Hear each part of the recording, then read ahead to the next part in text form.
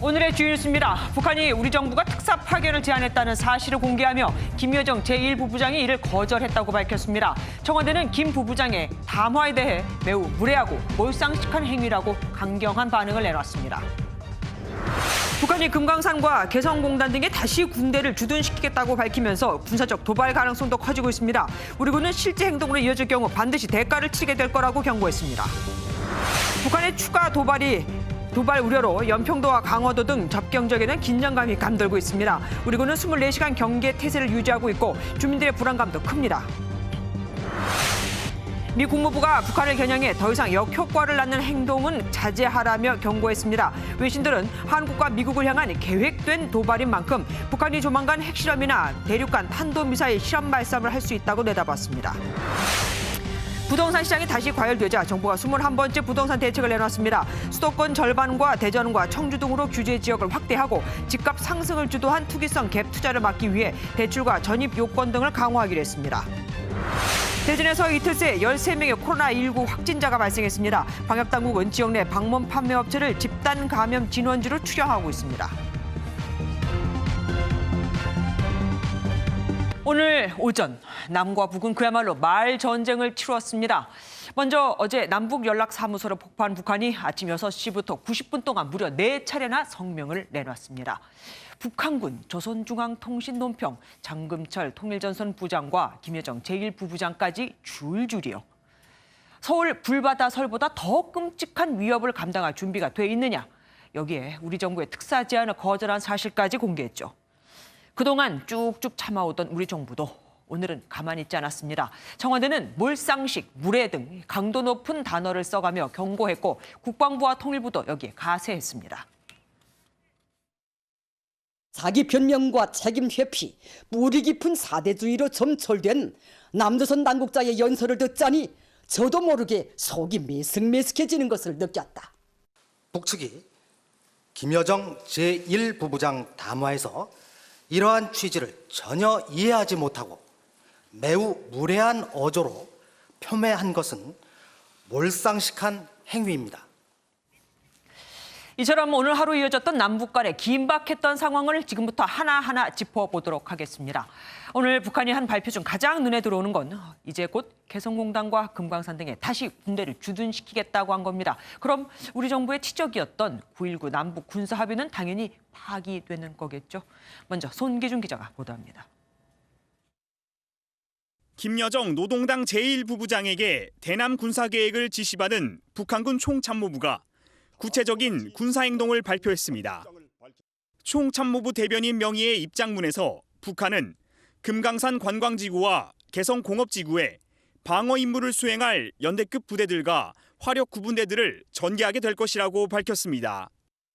2004년 개성공단 조성 당시 철수시켰던 군부대를 다시 주둔하겠다는 뜻으로 풀이됩니다. 북한은 또 지난 2018년 철수했던 비무장지대 감시초소 GP에 다시 군인을 보내 전선 경계를 강화하기로 했습니다. 이 밖에 서남의 포병부대 증강과 접경 지역의 군사훈련 재개, 그리고 남쪽을 향한 삐라 살포도 이른 시일 내에 진행될 수 있도록 하겠다고 강조했습니다. 판문점 선언에서 비롯된 9.19 남북 군사합의와 2000년 6.15 남북 공동선언은 사실상 파기 상태에 놓이게 됩니다. 개성공단에 북한의 6사단, 64사단, 그리고 62 포병여단이 있었으니까 굉장히 많이 있었죠. 그 내용들을 보면 지금까지 쌓아왔던 모든 것을 무너뜨리겠다라고 하는 것이 이제 그. 북한이 실제로 이를 단행할 경우 2000년대 남북 평화와 협력을 상징하던 개성과 금강산은 첨예한 군사 대결의 장으로 돌아가게 됩니다. MB 뉴스 송기주입니다. 비무장지대 최전방 지역 일부 북한군은 철모를 착용하고 총에 착검까지 한 것으로 알려졌습니다. 이런 건 보통 준 전시 상태 선포 전에 하는 거죠. 이 정도가 되자 우리 군은 대가를 치르게 될 것이라고 경고했습니다. 통일부도 강한 유감을 나타냈습니다. 황재영 기자가 보도합니다. 북한군 총참모부 발표에 대해 우리 군은 즉각 9.19 군사합의를 파기하는 행위라며 북한의 도발이 있을 경우 강력 대응하겠다고 밝혔습니다. 지난 2018년 체결한 9.19 군사합의는 총 6개 항으로 육해공에서 남북 적대행위 중단은 물론 비무장지대 지피철수 등이 담겨 있습니다. 군사합의에 정면으로 배치되는 각종 군사행동 계획을 발표한 데 대해 깊은 우려를 표명한다. 실제 행동에 옮겨질 경우 북측은 반드시 그에 대한 대가를 치르게 될 것이다. 통일부도 개성공단과 금강산 시설에 군을 배치하겠다는 북측의 발표는 남북 관계를 과거로 회귀시키는 조치라고 유감을 나타냈습니다. 북측은 1998년 금강산 관광이 시작된 이후 지금까지 금강산 시설은 비무장화된 채로 뒀고 2004년 조성된 개성공단에도 군대를 배치한 적이 없었던 것으로 알려졌습니다. 금일 북측의 발표는 2000년 6.15 남북공동선언 이전의 과거로 되돌리는 행태이며 우리 국민의 재산권에 대한 명백한 침해이다. 통일부는 연락사무소 폭파와 관련해 법적, 금전적 책임을 북측에 어떻게 물을 건지 관계 기관들과 검토 중이라고 밝혔습니다. MBN 뉴스 황지연입니다. 사실 며칠 전 특사 파견을 제안했느냐고 기자가 물어봤을 때 청와대는 그런 적 없다고 밝혔었습니다. 그런데 오늘 북한이 남한이 특사를 간청해왔다며 이 제안도 김여정 제1부부장이 거절했다고 공개했습니다. 우리 정부가 비밀리에 전달한 내용을 공개적으로 거론하며 비판한 거죠. 아주 망신을 주겠다는 겁니다. 서남배 기자가 보도합니다. 김여정 북한 노동당 제1부부장이 남측의 특사 제안을 거절했다고 북한 조선중앙TV가 보도했습니다. 김여정 당주환연의 제1부부장은 뻔한 술수가 엿보이는 이 불순한 제의를 철저히 불허한다는 입장을 알렸습니다. 북한은 남측의 특사 실명까지 거론했습니다. 특사는 정우영 국가안보실장과 소훈 국가정보원장으로 한다고 하면서 방문 시기는 가장 빠른 일자로 하며 우리 측이 희망하는 일자를 존중할 것이라고 간청해왔습니다. 특사 파견을 거절한 건 물론 구체적 내용까지 거론하며 공개 비판한 겁니다. 문재인 대통령을 향한 김 부부장의 원색적인 비난도 쏟아졌습니다. 김 부부장은 담화문에서 문 대통령이 6.15 선언 20주년 기념식 영상에 차고 나온 넥타이부터 시비를 걸었고 상징성과 의미는 언제나와 같이 애써 부여하느라 했다는데 그 내용을 들어보면 새삼 혐오감을 금할 수 없다. 문 대통령의 영상 메시지 내용도 형편없었다고 비판했습니다. 한마디로 맹물 먹고 속이 얹힌 소리 같은 철면피하고 뻔뻔스러운 내용만 구구하게 늘어놓았다. MBN 뉴스 서남비입니다. 이 같은 인격적 모독까지 담은 담화에 청와대는 무례하고 몰상식하다며 상응 조치를 할 거라고 경고했습니다. 북한이 남북 연락사무소를 파괴한 건 협상 테이블로 돌아오기는커녕 이 테이블을 아예 부숴버린 거나 마찬가지죠. 김현철 통일부 장관이 이에 대한 책임을 지고 물러났습니다. 청와대 취재 기자 연결해 보겠습니다. 최중락 기자. 네, 청와대 준축관입니다. 그동안 그렇게 오랫동안 참아왔는데 청와대가 이번에는 참지 않았습니다. 이유가 뭘까요? 네, 청와대는 김여정 제1부부장 담화 이후 오늘 아침 8시 30분부터 10시까지 긴급 NSC 화상 상임위원회를 개최했습니다. 그 결과로 윤도한 청와대 국민소통수석은 무례하다, 몰상식하다, 예의를 갖춰라 등 격한 말로 현 정부 들어 가장 강한 어조로 북측을 비판했습니다. 그간 남북 정상 간 쌓아온 신뢰를 근본적으로 훼손하는 일이며 북측에 이러한 사리 분별 못하는 언행을 우리로서는 더 이상 감내하지 않을 것임을 분명히 경고합니다. 또 북측이 비공개로 제의한 대북 특사 파견을 공개한 것도 전례 없는 비상식적인 행위라며 강한 유감을 표명했습니다. 그동안 북한의 담화에 대해서는 무반응으로 대응했던 청와대가 강경 기조로 선회한 것은 문 대통령을 거론하며 인격적으로 모독했기 때문으로 풀이됩니다. 문 대통령도 오늘 전직 통일부 장관 등 원로들과 오찬을 함께한 자리에서 북한에 대해 굉장히 실망스럽다는 반응을 보인 것으로 전해졌습니다. 김현철 통일부 장관이 사퇴한 거는 청와대의 의중이 반영된 거라고 볼 수 있을까요? 청와대의 의중으로 볼 수는 없습니다. 김현철 통일부 장관은 오늘 아침 앞서 전해드린 대로 긴급 NSC 상임위원회 참석 이후에 청와대에 사의 표명을 한 것으로 보입니다. 남북관계 악화 책임을 이유로 들었는데 직접 들어보시겠습니다. 현재 상황을 예상할 수 있었던 시점이 저는 있었다고 생각합니다. 그런 부분들에 관련돼서 누군가는 책임을 져야 한다, 이런 생각을 했습니다. 김 장관은 지난해 말부터 북한 개별 관광이나 코로나19 방역 협력을 제안했지만 아쉽게도 현실화되지는 못했습니다. 후임 통일부 장관에는 이전의 교수 출신보다는 중직급 이상의 정치인이 발탁될 가능성이 커 보입니다.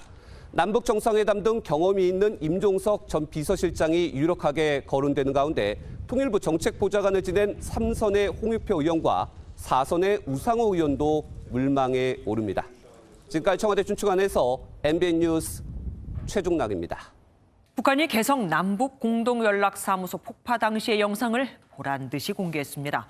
4층 높이의 연락사무소 건물이 순식간에 무너졌는데 전문가들은 건설용이 아닌 군사용 폭약을 그것도 정량보다 훨씬 더 많이 쓴 것으로 추정했습니다. 최은미 기자입니다.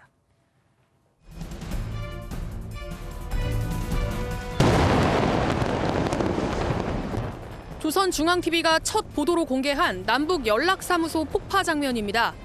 총 33초 분량인데 폭파되기 전 연락사무소가 점점 가까이 보이다 굉음과 함께 파편이 날리며 주저앉는 모습까지 담겼습니다.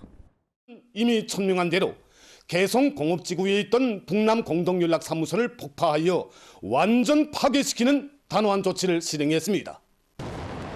특히 폭파 장면을 다른 각도에서도 보여주면서 연락사무소 옆 15층 높이 개성공단 종합지원센터 유리창과 외벽이 무너지는 모습까지 선명하게 포착됐습니다. 전문가들은 건설용보다 화력이 센 군사용 폭약을 적정량보다 훨씬 많이 사용했을 가능성을 제기합니다. 산업용 폭약 40에서 50kg 정도면 충분히 발파 철거가 가능합니다. 그러나 이번의 경우 고성능 군용 폭약 100에서 200kg을 사용하여 완전 폭파의 시각적 효과를 노린 것 같습니다. 4층 높이의 연락사무소 건물이 한순간에 무너지도록 연출한 것인데 남측은 물론 미국 등 전 세계에 보여주기 위한 의도가 숨어 있는 것으로 풀이됩니다. MBN 뉴스 최은미입니다. 북한 고려항공 소속 특별기가 평양에서 동해안으로 갔습니다. 김정은 위원장이 시찰 등에 사용했던 기종인데 공교롭게도 미사일 발사 실험이 있던 신포항 방면을 향했습니다. 미사일 도발을 준비 중인 걸까요? 배준우 기자입니다. 오늘 오전 북한 김정은 위원장의 특별기로 보이는 북한 항공기의 움직임이 포착됐습니다. 항공기 추적 사이트인 플라이트 레이더 24엔 오늘 오전 10시쯤 북한 고려항공 여객기 한 대가 평양 방면에서 출발해 함경남도 함흥 지역 상공을 비행한 걸로 나타나 있습니다. AN148 기종의 이 항공기는 김 위원장이 지방 시찰 때 애용하는 기종인 만큼 김 위원장이 탑승했을 가능성이 제기됩니다. 함흥 방면으로 향하다 신호가 끊겼는데 항로 방향엔 경제특구이자 북한의 관광사업 거점인 나진 선봉지구와 최근 북한의 비밀 해군기지로 지목된 신포항이 있습니다. 특히 신포항에선 최근 소형 잠수함이 포착되고 미사일 사출 실험을 한 정황도 있어 SLBM 도발 준비를 위한 움직임일 수도 있다는 관측이 나옵니다.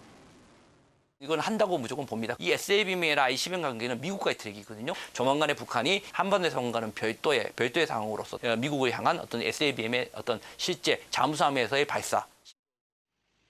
북한이 남북 군사 합의를 깨는 것을 넘어 미국을 향한 군사 도발로 이어질지 한미 정보 당국이 촉각을 곤두세우고 있습니다.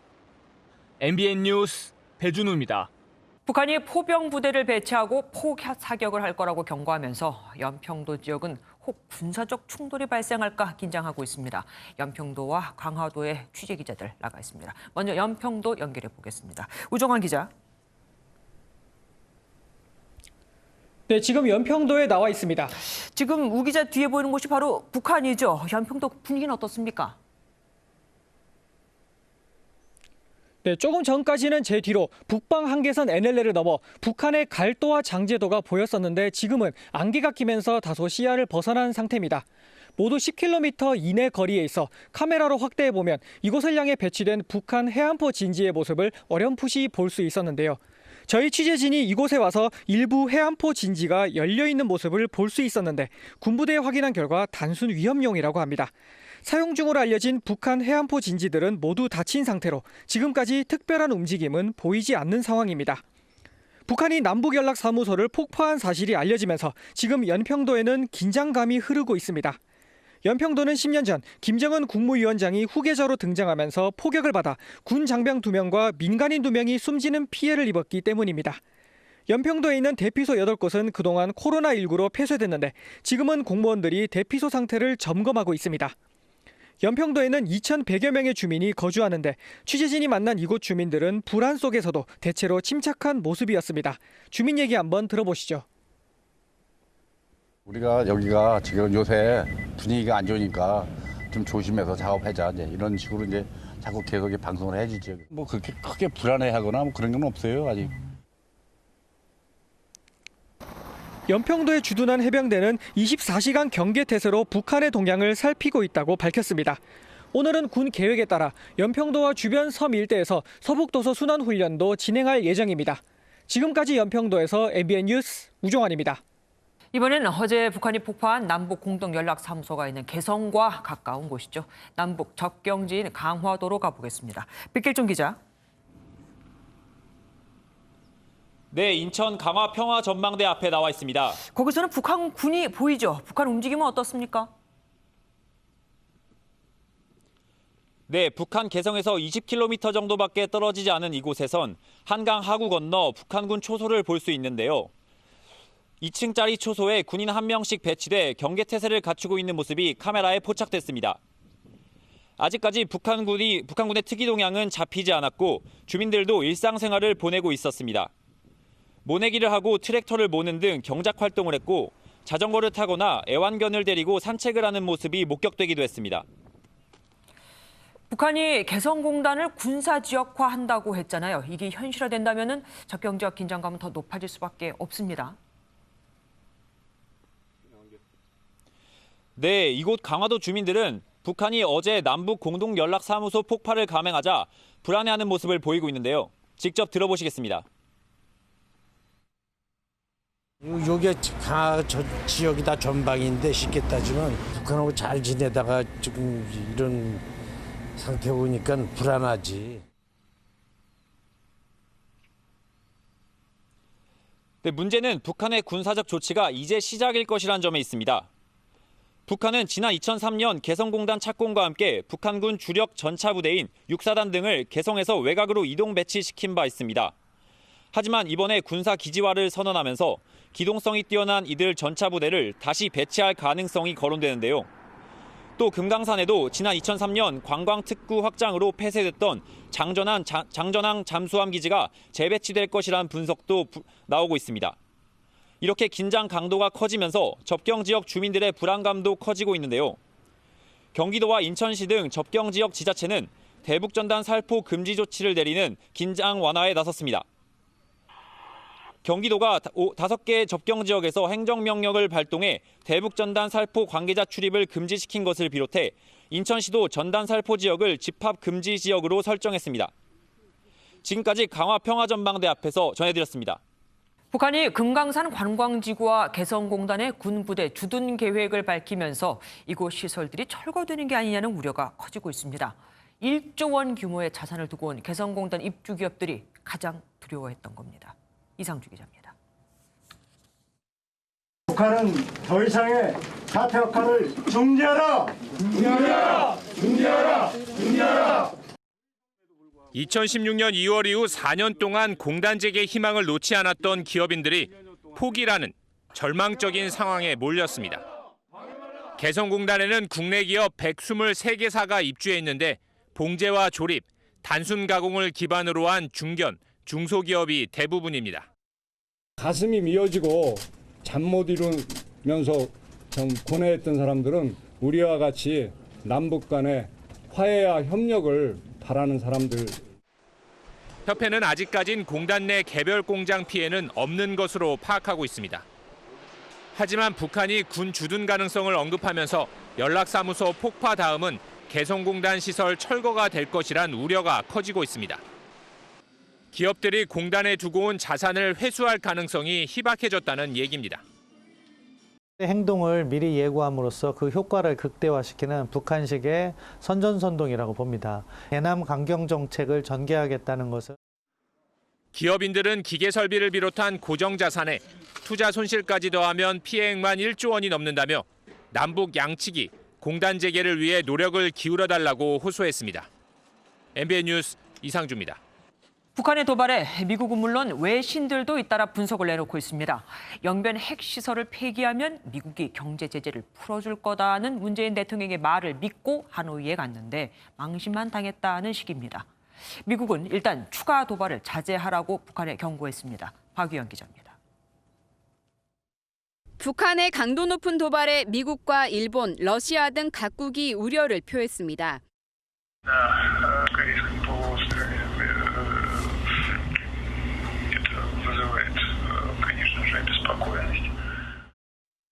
특히 미 국무부는 북한을 겨냥해 더 이상의 역효과를 낳는 행동은 자제하라며 경고 메시지를 보냈습니다. 외신들은 북한이 언급한 대북 전단은 일종의 계기였을 뿐 실은 계획된 분노라고 분석했습니다.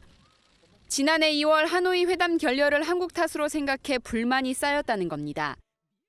일본 아사히 신문은 외교 관계자의 말을 인용해 김정은이 문재인 대통령의 조언대로 영변 핵시설을 폐기할 테니 경제 제재를 풀어달라고 트럼프 대통령에게 제안했다가 거절당했다며 김정은이 체면을 구기면서 한국을 믿지 않게 됐다고 전했습니다.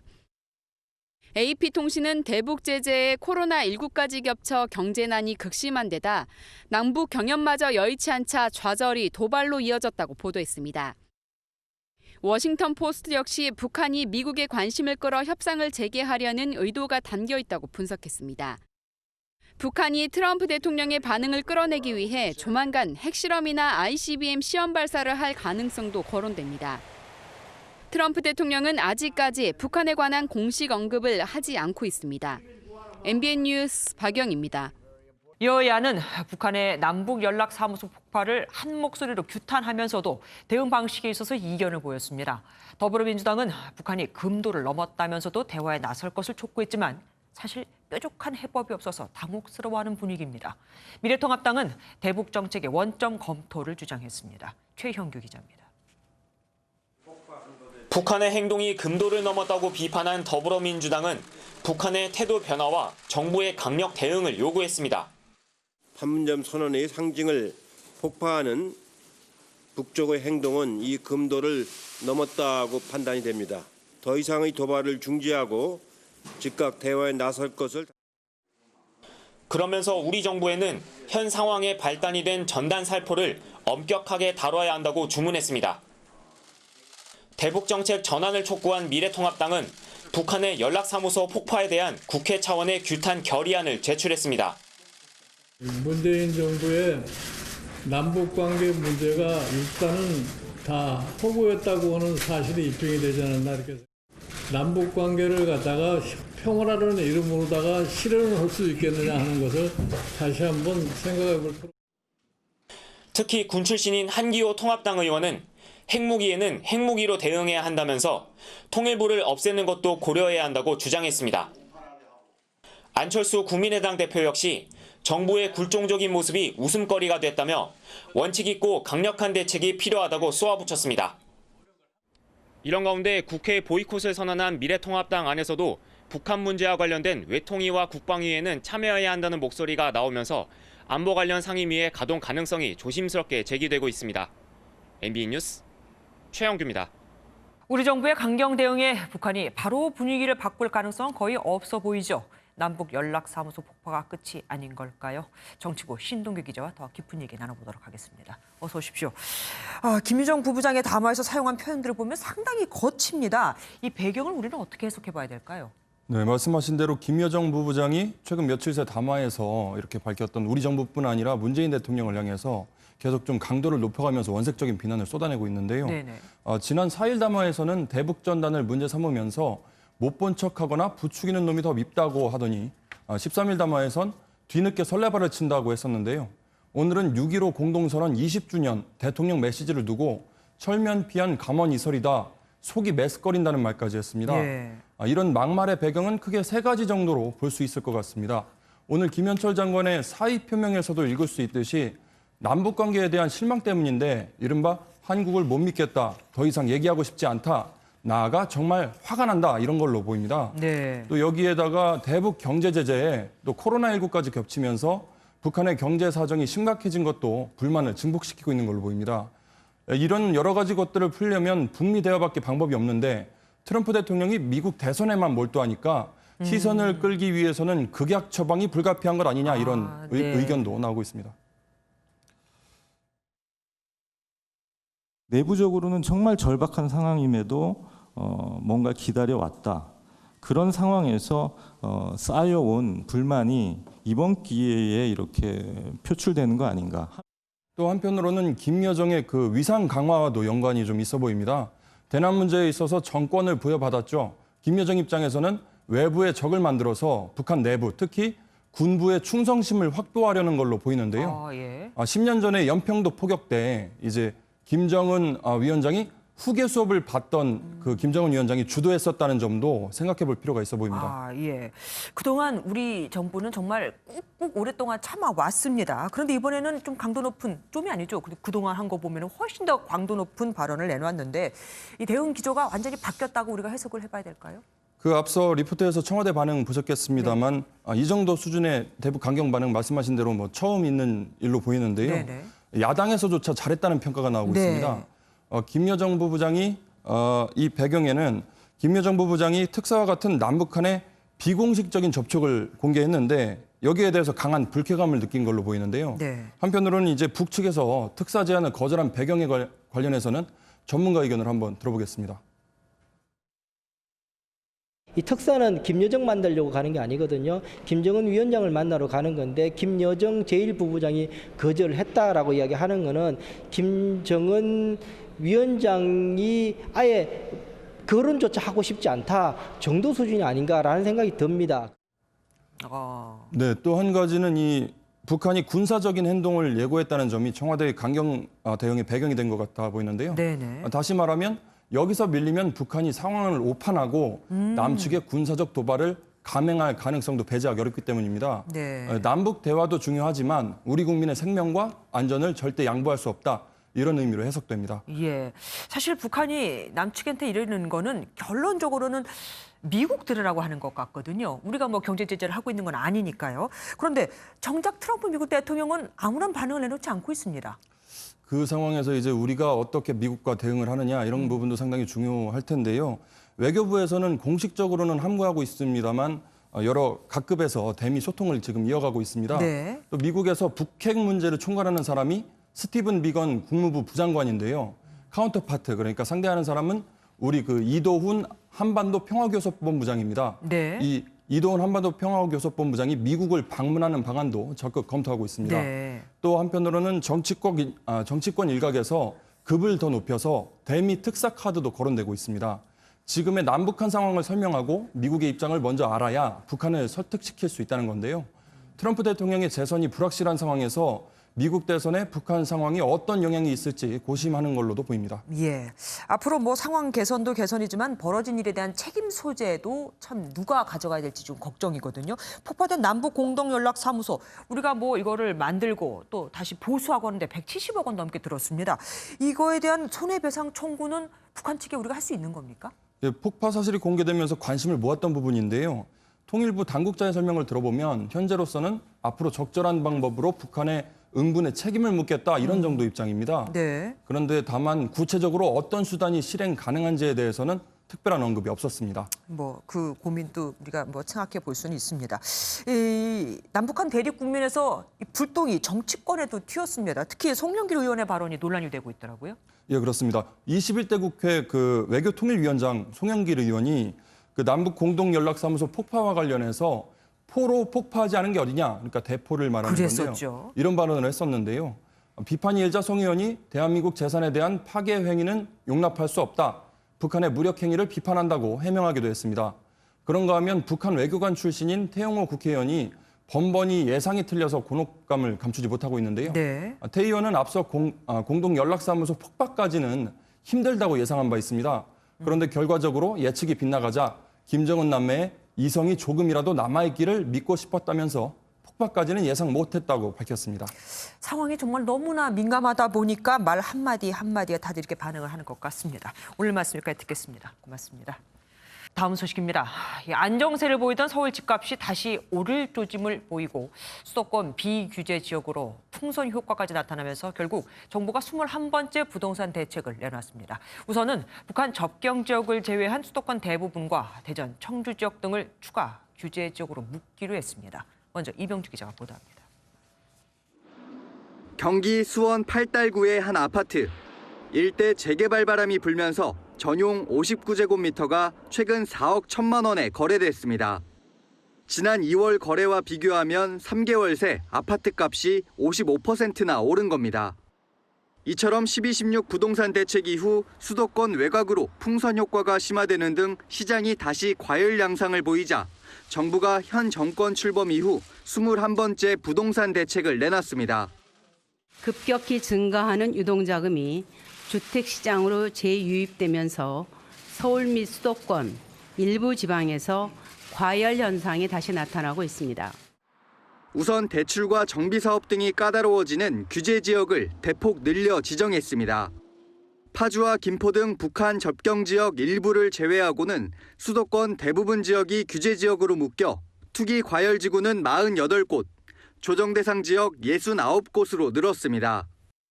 충청권에서 청주와 대전도 새로 포함됐는데 일부 지역의 과열 양상이 지난해부터 감지됐던 만큼 뒷북 대책이라는 지적도 나옵니다. 저희는 선의의 실수요자들은 피해를 보지 않도록 굉장히 조심스럽게 지정을 할 수밖에 없었다라고 하는 말씀을. 정부와 서울시는 잠실 스포츠 전시산업단지 등 개발 호재가 있는 강남구 대치 삼성 청담동과 송파구 잠실동 전역을 1년간 토지거래 허가구역으로 지정해 투기 수요를 막기로 했습니다.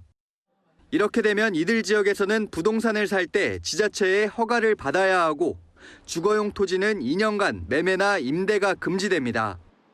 MBN 뉴스 이병주입니다. 전세를 끼고 집을 사는 이른바 갭 투자 대책도 나왔습니다. 투기 지역 등에 3억 원 넘는 집을 사면 전세 대출은 즉시 회수되고 빚을 내 집을 샀다면 6개월 안에 입주해야 합니다. 이기종 기자입니다.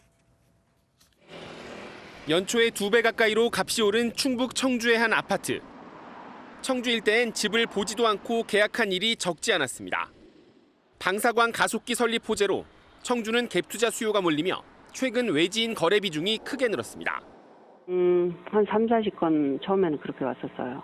무조건 그냥 보지 않고 사는. 서울 강남 4구의 갭 투자 비중도 올 들어 57%에서 72%로 15%포인트 늘었습니다. 정부는 이 같은 갭 투자가 부동산 시장 과열의 주범이라고 보고 원천 차단에 나섰습니다. 우선 전세 보증이 제한되는 기준을 9억 원 초과 주택 보유에서 3억 원 초과로 대거 낮췄습니다. 투기 지역 등에서 3억 원 넘는 집을 사면 기존 전세 대출이 즉시 회수됩니다. 전입과 기존 주택 처분 조건도 훨씬 강화됐습니다. 모든 규제 지역에서 주택담보대출을 활용해 집을 사면 6개월 안에 입주해야 하고 1주택자는 기존 집도 6개월 내에 팔아야 합니다. 실거주할 집만 사라는 메시지입니다. 대부분 이제 그 이사갈 집을 정해놓고 매매를 하기 때문에 6개월 실거주 요건이 실수요를 과도하게 제한하는 것은 아니라고 이렇게. 정부는 또 보금자리론에도 3개월 내 전입, 1년 이상 실거주 의무를 부과하고 이를 어기면 대출금을 회수한다고 밝혔습니다. MBN 뉴스 이기종입니다. 강력한 6.17 대책에 부동산 시장이 바짝 긴장하고 있습니다. 이번 대책은 얼마나 효과를 거둘까요? 경제부 정주영 기자와 알아보도록 하겠습니다. 어서 오십시오. 이번에 정부가 내놓은 대책 중에 하나가 부동산 법인을 통한 투기를 차단하겠다는 거였습니다. 이게 많이 심각합니까? 예, 심각합니다. 최근 집값 상승 지역에서 부동산 법인이 아파트를 얼마나 샀는지 보시면요. 네. 그 서울 전체 아파트 매매에서 그 법인이 차지하는 비중은 2017년 0.5%에서 올 들어 5월까지 2.2%로 4배로 늘었고요. 특히 방사관 가속기를 유치한 충북 청주시는 12.5%까지 올랐습니다. 와우. 올해 1분기 석 달 동안 개인이 법인이 양도한 아파트 거래량은 13,000여 건으로 지난해 연간 거래량의 73%에 달합니다. 법인이 그 다주택자 규제를 회피하는 수단으로 악용되는 겁니다. 네. 그 법인을 세워서 주택을 사면 그 개인으로 합산이 돼야 되는 그 주택 수를 그 법인으로 분산할 수가 있어서 세금을 아낄 수가 있기 때문입니다. 진짜 법인보다는 세금을 아끼기 위한 법인이 많다는 건데 그러면은 어떻게 얼마나 규제가 되는 겁니까? 예, 지금 뭐 당장 내년 6월부터 그 법인이 보유한 주택에 대해서 종부세 6억 원 공제가 폐지되는데요. 지금은 10억 원짜리 주택을 법인이 갖고 있다면 그 6억 원은 공제를 받아서 4억 원에만 종부세를 물리는데 네. 앞으로는 10억 전체에 세금이 붙게 됩니다. 네. 또 법인 부동산에 대한 종부세율도 개인 종부세율 중 최고 세율을 적용하고 그 법인이 주택을 팔아남기는 양도 차익에 대한 세율도 2배로 올립니다. 이 밖에 모든 지역에서 법인의 주택담보대출도 금지됩니다. 네. 그 법인은 그 사택 등 필요한 경우에만 구입하되 그 투기 목적으로 집을 사서는 안 된다. 이런 강력한 메시지를 시장에 보냈다고 볼 수 있습니다. 강남 집값 상승을 주도했던 아파트 재건축 이쪽도 규제가 강화된다고 하더라고요. 예, 그 투기를 막기 위해서 수도권 투기과열지구에서는 그 재건축 조합원이 2년 이상 거주한 경우에만 분양권을 주기로 했습니다. 현재는 뭐 거주 여부와 상관없이 네. 주택을 소유했다 그러면 조합원 자격을 얻었었는데 그 실거주자의 주거 환경 개선이라는 기본 목적을 달성하겠다는 겁니다. 그래서 한마디로 그 투자 수단이 아니고 이 실제로 거주해야 한다는 그 초강력 조치여서 이 조건에 못 미치는 조합원들이 좀 반발하지 않을까 이런 예상도 나오고 있습니다. 하지만 뒷북 대책이다라는 말도 있어요. 그렇습니다. 지금 최근 석 달간 그 군포시를 보면 그 상승률이 석 달간 9.44%에 달하고요. 네. 수도권 비규제 지역 곳곳에서 지금 집값이 급등을 하고 있는 그런 상태입니다. 네. 그래서 이미 다 올랐는데 이제서야 좀 규제 지역으로 정해서 좀 뒷북이다, 늦은 게 아니냐 이런 지적이 나오는 거고요. 네. 그 김현미 국토교통부 장관이 오늘 관련 질문이 있었는데 그 언제든 다양한 대처 방안을 마련해서 대응하겠다. 이렇게 좀 애둘러서 답변을 했습니다. 원론적인 얘기를 했네요. 예, 그래서 규제 지역으로 새로 지정된 곳에선 그 특정 아파트만 올랐는데 그 안 오른 주변 아파트까지 묶어서 함께 규제하는 건 좀 과도하지 않냐 이런 불만도 나오고 있습니다. 억울한 사람도 있을 것이다. 이번 대책은 부동산 가격을 그럼 잡겠습니까? 네, 뭐 풍선효과 차단, 뭐 갭 투자 봉쇄, 법인을 통한 부동산 매수 규제 등을 다 포함하고 있어서 지난해 12, 16 대책에 이은 그 예상 밖의 고강도 대책이라는 게 그 시장 전문가들의 대체적인 네. 평가입니다. 네. 일단 단기적으로는 집값 그 급등 지역의 과열 현상은 좀 진정될 전망이고요. 다만 저금리로 인한 그 시중의 풍부한 유동성이 그 대책 효과를 좀 반감시킬 수 있다. 또 근본적인 공급 대책은 없다, 아니다. 뭐 대출 옥죄기가 자칫 그 실수요자들의 그 내 집 마련을 또 좀 빼앗을 수 있다 이런 지적도 나오는 상태입니다. 예, 2018년 9.13 대책으로는 그때 32주인가 맞습니다. 집값이 하락을 했었고 지난해 12, 16 대책은 9주가 예, 올 들어 9주 동안 떨어졌습니다. 그게 다였습니다. 이번에는 실효성이 얼마나 있을지 지켜보겠습니다. 오늘 말씀 감사합니다. 서울에 있는 야산에서 비닐에 쌓여서 유기된 영아 시신이 발견됐습니다. 지난 3년간 무려 400명이 넘는 영아가 유기됐지만 뾰족한 대책은 아직도 없죠. 그래서 아예 이 아기들을 유기하지 않도록 제도를 개선해야 한다는 목소리가 큽니다. 강세영 기자가 단독 보도합니다. 서울의 한 야산입니다. 지난 4일 이 야산의 등산로 인근에 영아 시신이 묻혀 있다는 신고가 경찰에 접수됐습니다. 산에서 내려오던 등산객이 영아 시신을 발견해 경찰에 신고한 겁니다. 곧바로 출동한 경찰은 현장에서 비닐에 쌓인 채 땅에 묻혀 있는 영아 시신을 발견했습니다. 영아는 갓 태어난 남자아이로 머리에 상처가 있었던 것으로 전해졌습니다. 사건 현장입니다. 시신을 발견한 경찰은 곧바로 폴리스 라인을 치고 수사에 착수했습니다. 이렇게 내려오니까 저기서 잡더라고요. 앞으로는 이 수사한 사람이나 어린애들 한번 신고해달라고. 경찰은 영아의 정확한 사인을 파악하려고 부검을 맡기고 용의자 추적에 나섰습니다. 영아 유기 사건은 2016년 100여 건이 발생했지만 2년 만에 70% 가까이 늘어났습니다. 이러다 보니 미혼 부모 등이 영아를 유기하지 않도록 비밀 출산제 등 정책적 대안을 도입해야 한다는 목소리도 나옵니다. 위험모 같은 경우에는 사직 편견 때문에 신분을 드러내기가 좀 쉽지 않은 부분들이 있습니다. 그래서 익명이나 신분을 드러내지 않은 상황에서 출생신고를 할 수 있도록 하는. 경찰은 용의자를 검거하는 대로 정확한 사건 경위를 파악할 방침입니다. MBN 뉴스 강찬입니다. 코로나19 예방을 위해 대중교통 이용 시 마스크 착용은 이제 의무죠. 또 상식이기도 하고요. 하지만 마스크를 쓰지 않고 버스에 타려다 난동까지 부리는 일이 벌어졌고 급기야 현행범으로 체포됐습니다. 정태진 기자가 보도합니다. 서울의 한 버스 정류장입니다. 그제 오후 2시 50분쯤 이 정류장에서 20대 남성 A씨가 마스크를 착용하지 않은 채 버스에 탔습니다. 버스 기사는 A씨에게 마스크를 쓰지 않았으니 하차해달라 요구했지만 A씨는 요금을 돌려달라며 실랑이를 벌였습니다. 소리가 잠깐 나길래 경찰차 한 대인가 2대 있었고 주변 사람들 다 쳐다보고 있고 그러더라고요. 막 욕하면서 막 고래고래 막 소리 나는 게 들려요. A씨는 30분간 버스에서 내리지 않고 소란을 피웠고 다른 승객 10여 명은 버스에서 내릴 수밖에 없었습니다.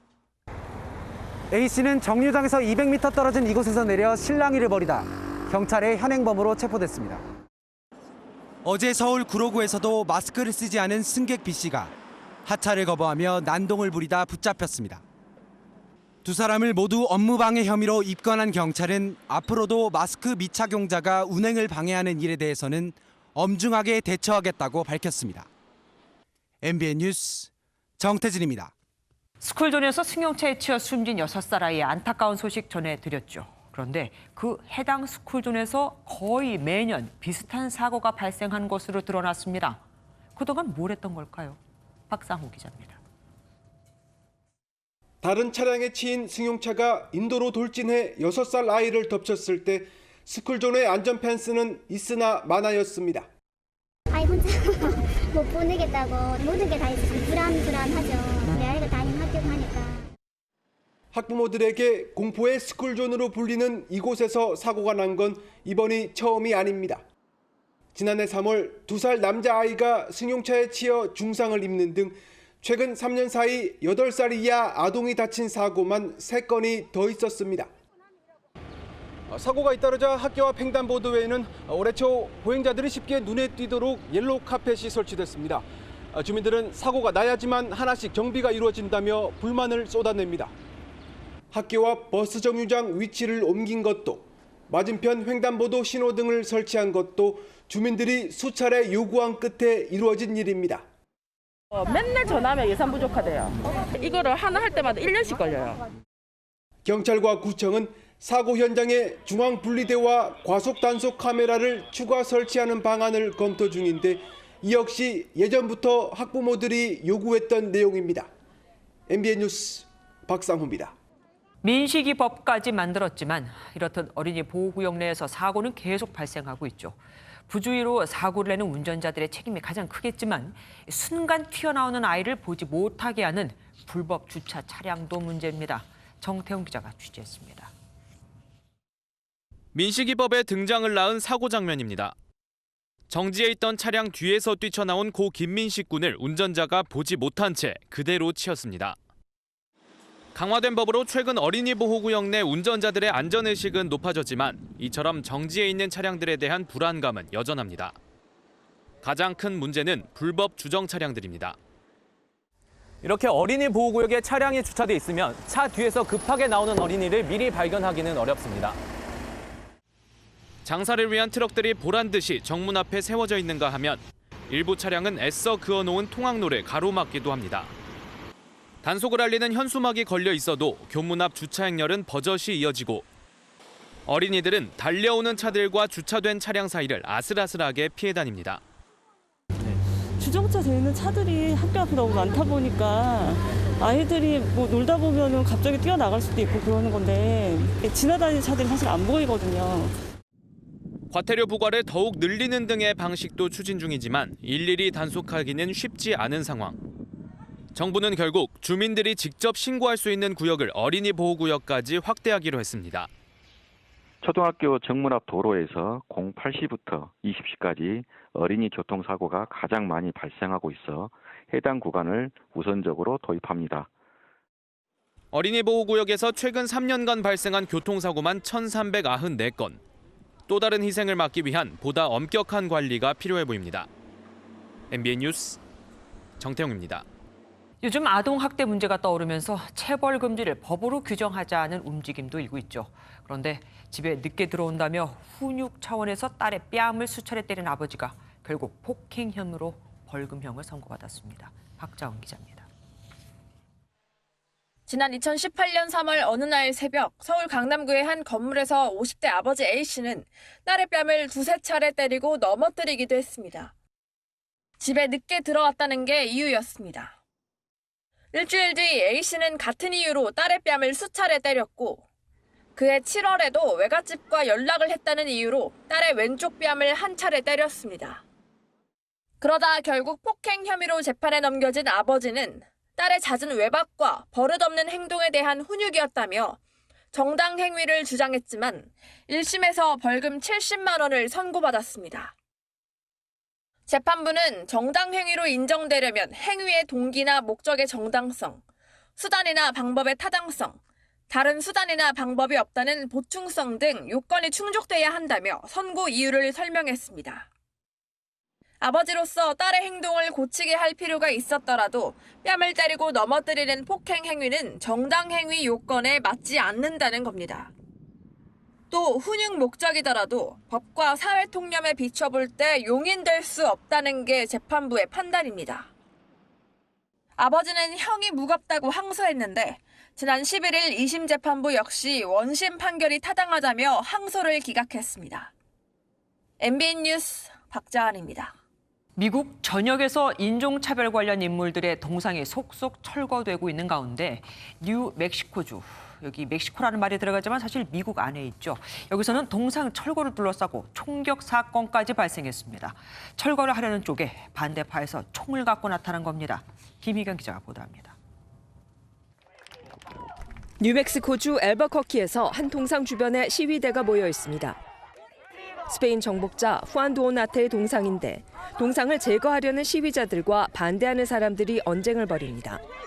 시위대는 동상을 쇠사슬로 묶어 잡아당기고 곡괭이로는 동상 밑부분을 내리칩니다.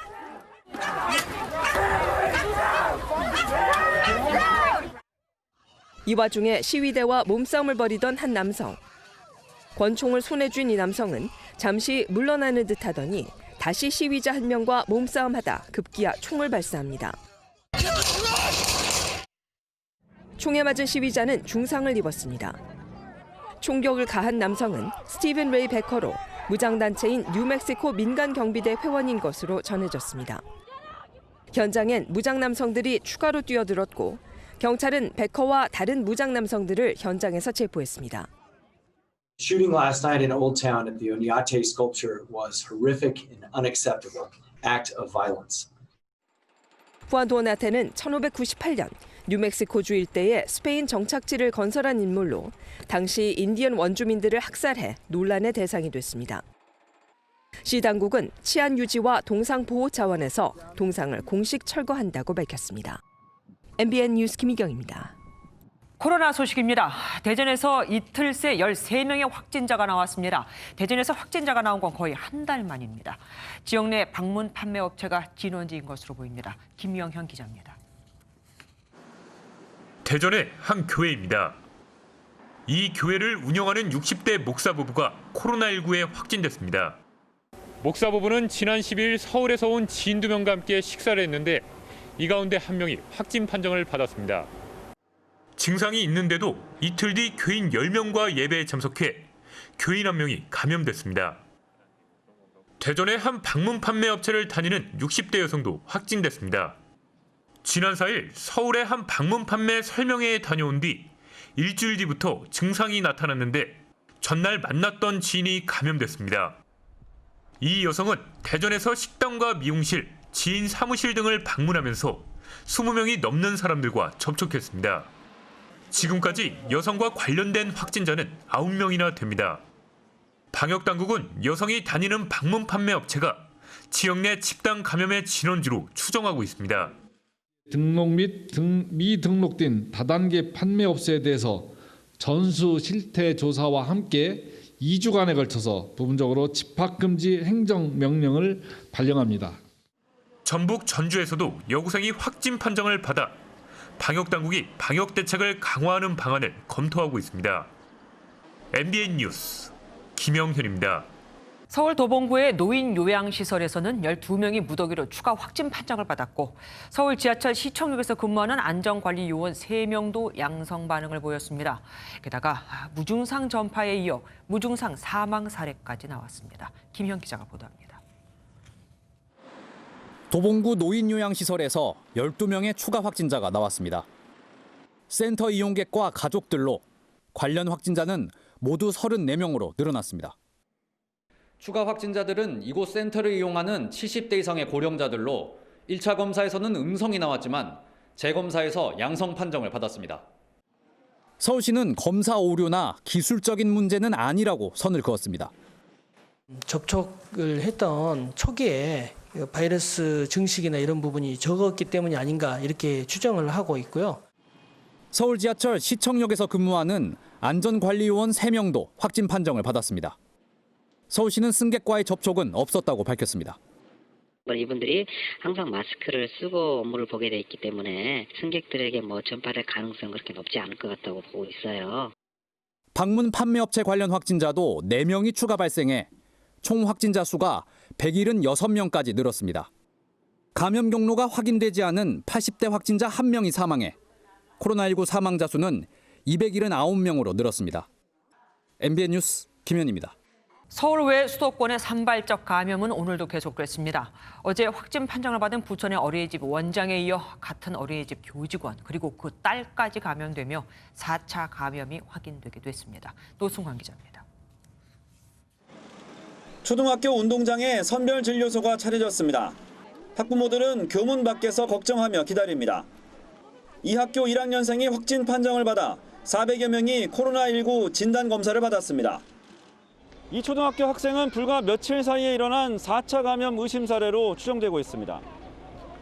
지난 15일 서울 은평구에서 확진된 여성의 딸인 부천 어린이집 원장이 하루 뒤 감염됐고 이 어린이집 교직원 그리고 초등학생 딸까지 확진됐습니다. 어린이집에선 90여 명이 진단검사를 받았습니다. 초등생은 지난 12일부터 의심 증세가 나타났고 지난 15일 등교했다고 확인됐습니다. 인천시 교육청은 등교를 중단하고 학교를 잠정 폐쇄했습니다. MBN 뉴스 노승환입니다. 코로나 치료제로 스테로이드제인 덱사메타손이 효과가 있다는 연구 결과가 나왔습니다. 그런데 누구에게나 다 듣는 건 아닙니다. 염증을 줄이긴 하지만 스테로이드제인 만큼 면역력을 떨어뜨리는 부작용이 있으니 중증 환자만 쓰는 게 좋습니다. 강대엽 기자입니다. 말라리아 치료제인 클로로퀸은 해외에서 코로나19 치료제로 기대를 모았습니다. 하지만 최근 심장합병증 위험성이 제기돼 미국 내 사용 승인이 취소됐고 국내 병원에서도 임상시험이 중단됐습니다. 대안으로 염증 치료에 사용하는 스테로이드제인 덱사메타손이 주목받고 있습니다. 영국 옥스퍼드대 연구팀이 덱사메타손을 투약한 환자 2,000명과 그렇지 않은 4,000명을 비교했더니 투약한 그룹에서 중증 환자 사망률이 33% 감소했습니다. 면역 염증 반응, 이른바 사이토카인 폭풍을 줄여주는 효과가 있어 사망률을 낮춘 것으로 분석됩니다. 다른 종류의 중증 폐렴에서는 이렇다 할 만한 효과가 없었거든요. 코로나19 폐렴, 다른 폐렴하고 좀 다른 특징도 있었으니까 정말 효과가 있을 수도 있겠다는 생각도 들고요. 하지만 면역력을 떨어뜨리는 부작용이 있습니다. 코로나19를 근본적으로 치료하는 치료제라기보다는 아무래도 좀 보조적인 그런 치료제로 생각하고 있습니다. 방역당국은 코로나19가 계절, 온도와 상관없이 감염이 확산할 것이라며 치료제와 백신이 없으면 해결이 어렵다고 보고 있습니다. MBN 뉴스 강대엽입니다. 국내에서도 코로나19 치료제와 백신 연구가 한창입니다. 이달 안에 치료제와 백신 3개에 대해 영장류 실험을 시작하거든요. 이게 성공하면 인체 임상으로 가는 겁니다. 길기범 기자입니다. 하얀 방호복을 입은 연구원들이 철창 안의 원숭이의 상태를 살펴보고 있습니다. 신종 코로나 바이러스에 감염된 영장류입니다. 한국생명공학연구원이 사람과 비슷한 영장류에 코로나19 바이러스를 감염시키는 데 성공하면서 치료제와 백신 효능 실험에 물꼬가 트였다는 평가입니다. 정부는 당장 이번 달부터 치료제 2개와 백신 1개에 대해 인체 임상 전에 실시하는 영장류 동물 실험에 들어갈 예정입니다. 선정위원회를 둬서 시급성이라든가 우수성을 좀 판단을 해서 일단 지원을 하고 있습니다. 코로나19 치료제로 항암제도 새로운 대안으로 주목받고 있습니다. 그동안 항암제가 바이러스 퇴치에 큰 효과가 있다는 연구 결과는 많았지만 강력한 독성이 걸림돌이 됐던 상황. 한 바이오 업체는 기존 항암제보다 독성을 20배 이상 낮춘 신약이 바이러스 치료에도 사용이 가능하다는 걸 세포 실험에서 확인했다고 밝혔습니다. 바이러스를 평가할 수 있는 모델에 적용해 보니 역시 독성이 낮았기 때문에 바이러스를 막는 물질로 사용할 수 있겠다는. 인체에도 효능이 있는 것으로 확인되면 향후 항암제가 코로나19는 물론 바이러스 질병인 에이즈나 메르스 등의 치료에도 사용이 가능할 것으로 업계는 기대하고 있습니다. MBN 뉴스 길기범입니다. 스포츠 뉴스입니다. 7년 만에 국내 프로야구에 복귀한 끝판왕 오승환 선수가 한미일 통산 400세이브를 기록했습니다. 이제 아시아 최다 세이브 기록을 정조준합니다. 김동환 기자입니다. 삼성이 4대3으로 앞선 9회 말 오승환이 동료의 환호를 받으며 마운드에 오릅니다. 국내 복귀 4경기 만에 처음 세이브 상황에서 나온 오승환은 정수빈을 삼진, 최주환과 이유찬을 뜬공으로 잡고 임무를 완수했습니다. 한국 무대 2457일 만에 세이브로 278개째를 기록했습니다. 복귀 전 일본에서 80개, 미국 메이저리그에서 42개의 세이브를 기록했던 오승환은 개인 통산 400세이브를 채웠습니다. 세이브 한 개가 이렇게 어렵구나, 힘들구나라는 걸 다시 한번 깨닫게 돼서 더 값지게 생각을 하고 항상 마운드에 올라가야겠다고 생각을 했습니다. 2005년 데뷔 첫 해 16세이브를 올린 오승환은 이듬해 47세이브로 한 시즌 최다 기록을 세웠고 2011년 최소 경기 만에 200세이브를 달성했습니다. 기록의 사나이 오승환의 다음 타깃은 아시아 최다 세이브입니다. 일본 이와세의 407개에 7개 차로 접근해 경신은 시간 문제입니다. 최다 세이브를 기록을 하면 분명히 좋겠지만 지금은 세이브 개수보다 블론 세이브가 없이 가야 된다는 게 더 앞서 있어서 지금은 좀 거기에 집중을 하고 있습니다. 38살의 고령과 국내 복귀 과정에 1년 공백이 무색하게 시속 148km의 돌직구를 던지는 오승환. 그가 가는 길이 곧 역사가 됩니다. MBN 뉴스 김동환입니다. 프로축구 K리그1의 전북현대와 울산현대 간의 선두 경쟁이 올여름 날씨보다 더 뜨거운 것 같습니다. 특히 어제는 뒤집기에 몰아치기까지 경쟁이 후끈했습니다. 구경호 기자입니다. 끝까지 공을 따라가 기어이 득점을 이끌어낸 김민혁과 한교원의 합작 동점골. 후반 종료 직전 다시 한번 뒷심을 발휘해 김민혁의 역전골. 전북은 4년 연속 우승에 도전하는 팀답게 집중력이 빛납니다. 울산은 시원시원한 공격을 펼칩니다. 전광석화 같은 역습 선제골이 시작. 이어 숨가쁘게 2골을 더 넣었는데 14분간 3골을 몰아칩니다. 나란히 3연승을 달린 선두 전북과 2위 울산은 승점 1점 차로 박빙의 우승 레이스를 펼치고 있습니다. 전북이 기복 없이 안정적인 경기를 펼친다면 울산은 경기당 2골이 넘는 막강한 공격이 강점입니다. 지난해 마지막 경기에서 우승과 준우승이 결정되는 등 손에 땀을 쥐게 하는 승부를 펼친 현대 형제가 두 팀. 올 시즌엔 코로나19 여파로 인해 11경기가 줄어들면서 초반부터 불꽃 튀는 우승 경쟁을 펼치고 있습니다. MBN 뉴스 구경호입니다. 제주에서 시작되는 장맛비는 내일 충청과 남부지방으로 확대됩니다. 특히 제주와 남해안에는 많은 비가 내릴 전망인데요. 지난 주말 이 지역들에는 이미 많은 비가 내려 지반이 약해져 있는데 이번에 또다시 강한 비가 내리면서 피해가 발생할 가능성이 더 높아졌습니다. 제주 많은 곳은 200mm 이상, 전남 남해안에는 100mm 이상의 폭우가 쏟아질 수 있겠습니다. 따라서 이 지역들에는 현재 호우 예비특보도 내려져 있고요. 전남과 경남 해안에 30에서 80, 충청 남부와 영동, 그 밖에 남부지방에는 5에서 많게는 40mm가량입니다. 제주는 밤부터 내일 아침 사이에, 전남 남해안은 내일 아침부터 낮 사이 강한 비가 집중되겠습니다. 비구름대의 폭이 좁아서 강수량의 편차도 크고요.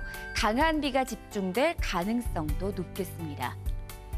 내일 낮 기온은 서울 28도로 비가 오지 않는 중북부 지역은 후텁지근한 더위가 이어지겠습니다. 남부지방의 비는 대부분 내일 밤이면 그치겠는데요. 영동은 동풍의 영향으로 내일 밤부터 비가 시작되겠습니다. 경남과 제주는 모레 새벽까지 비가 이어지겠고 주말에는 전국에서 맑은 날씨가 예상됩니다. 날씨였습니다. MBN이 선정한 이 현장의 사진입니다.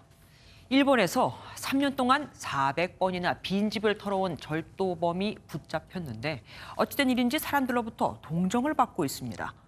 물건을 훔친 지역이 2011년 대지진으로 원전 피해가 심각한 귀환 곤란 지역이기 때문입니다. 오죽하면 방사선 피폭 우려에도 불구하고 목숨을 걸고 거기 들어가서 물건을 훔쳤겠느냐 하는 겁니다. 안타깝지만 그래도 절도는 절도죠. MBN 종합뉴스 여기서 마치겠습니다. 함께해 주신 여러분 고맙습니다.